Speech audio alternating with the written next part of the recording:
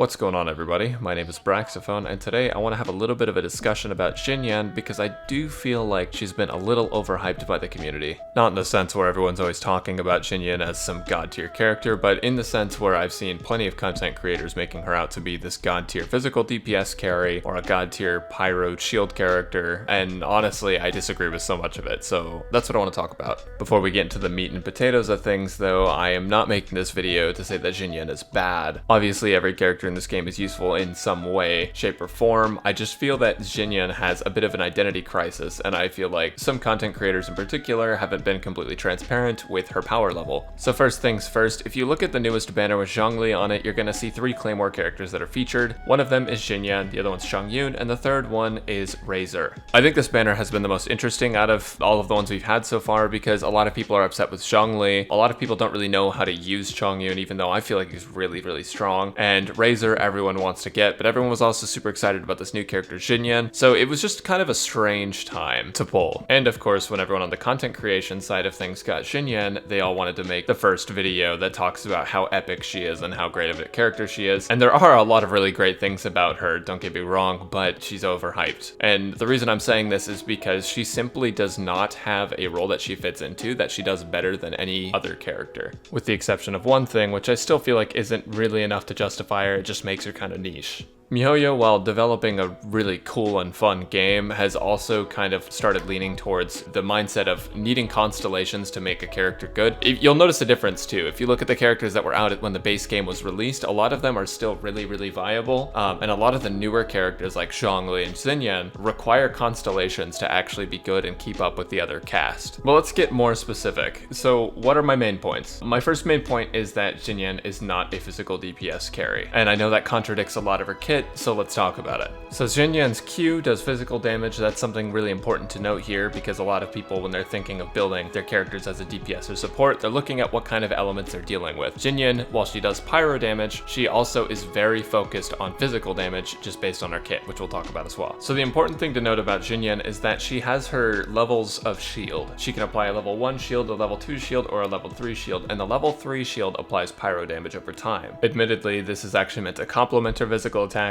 and not necessarily be built on top of it. If you build pyro damage on her, you're gonna have a bad time. She's not built for it. Having pyro damage absorption is really great on select abyss floors and things, but out in the overworld, there's not like a ton of use for it outside of, like I said, the abyssal mages, the Fatui, and if you're burning herself with some grass, I guess. But in that scenario, at least, it makes her kind of niche. And in that way, she's not someone that you would want in your party at all times. She's someone you'd want in your party for very select instances. But now moving on to her shield is just kind of weak. Unless you build defense, you're gonna have a really weak shield because that's what her shield scales off of. And so the problem now becomes that you need to build her physical damage, right? Because she's a physical damage carry, according to some people. Or you can build her defense and make her a support. But then when you build her defense, her Q becomes basically useless except for the application of the level 3 shield, which deals pyro damage over time, which is also just weak and should only be used for elemental procs. Additionally, it's worth noting that she doesn't gain a lot of pyro energy back. Considering how long her shield cooldown is, this is really detrimental to her as a support role. So a lot of people may argue then, okay, we need to go half and half. We need to go some in attack and physical damage and some in on defense, so that way we have a really balanced character, right? But that's also wrong, because if you don't min-max this character, she gets near no value. The gameplay you'll see on screen is me using a level 80 prototype Aminus on a level 70 Xinyan with my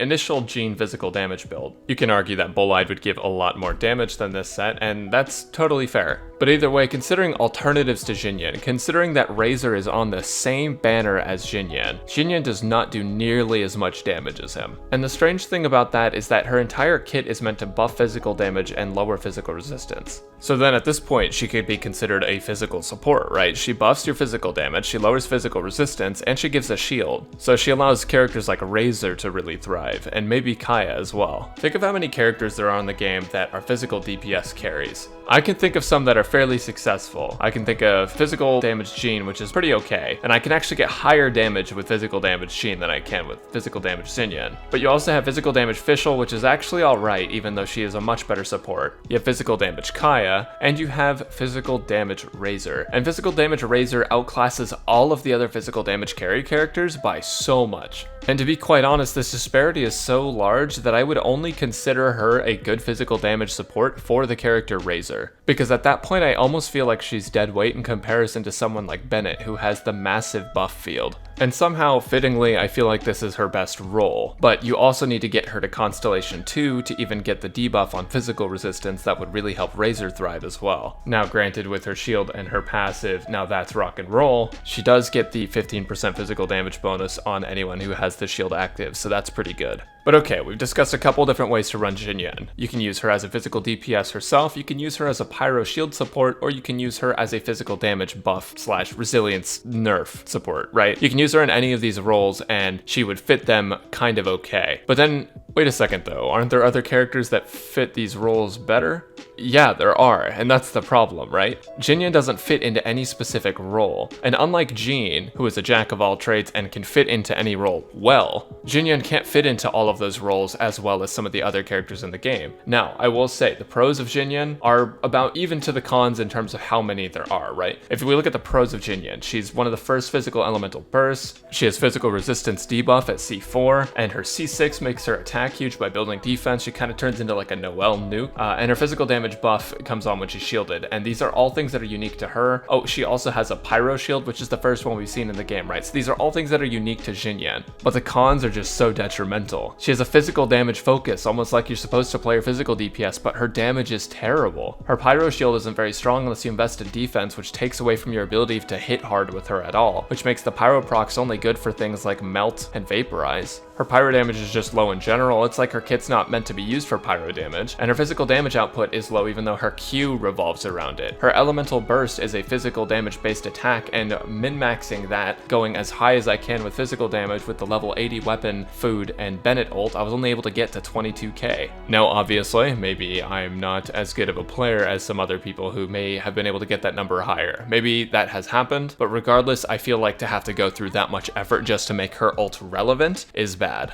miHoYo designed this character as a way to bring something new to the table, and the issue with this is that Xinyan takes pieces of other characters and throws them together. She has Jingqiu or Zhongli Q with less damage, physical damage buffs and resistance debuffs, but does less physical damage than Razor and has a weaker shield than most of the cast. Even with the Bolide set, she's weak, and with a full Crimson Witch set, her pyro damage isn't great. There's no point in building her defense because then the rest of her kit's irrelevant unless you're C6, where she gets the attack buff based off of her defense. And we all know what the problem with requiring C6 on a character is, right? You have to dump money into the game. Or I guess just get kinda lucky. But in that way, I feel like Jinyoun is kind of a middle finger to free-to-play players. And now we're seeing this reflect in other characters as well. We're seeing that people need to invest into constellations to make the characters viable at high tier play. A lot of people are arguing that Zhongli isn't good until C2, which, you know, I don't have Zhongli, so I can't test that. But if everyone in the community is screaming for it, then maybe there is a problem. Again, I'm not trying to argue that Jinyoun is bad. There's just many other characters who are going to outshine her, and if you haven't yet put resources into her, I'm not going to recommend that you build her unless you have C6 or if you need a second pyro for your team. And if you do need a second pyro and you want a shield on your team, then I guess she does fill your niche, but I still don't think she's as useful as a lot of other shield characters and a lot of other pyro characters, namely Bennett, because Bennett's one of the best supports in the game. She just doesn't live up to that. It's getting to the point where people at higher ARs are having trouble leveling characters due to resin lockout, and as a result, you have to pick very carefully before you level new characters. There's 2 new banners coming out pretty soon, and though we haven't actually seen any official 4-star characters coming out on them, we do have to be careful who we're leveling and who we're saving for, especially if you're not investing money into the game. I made that shield video a while back because I feel like it's really relevant to what we're gonna have to deal with in the new 1.2 area. And you know, she has a shield, so at least she has that going for her.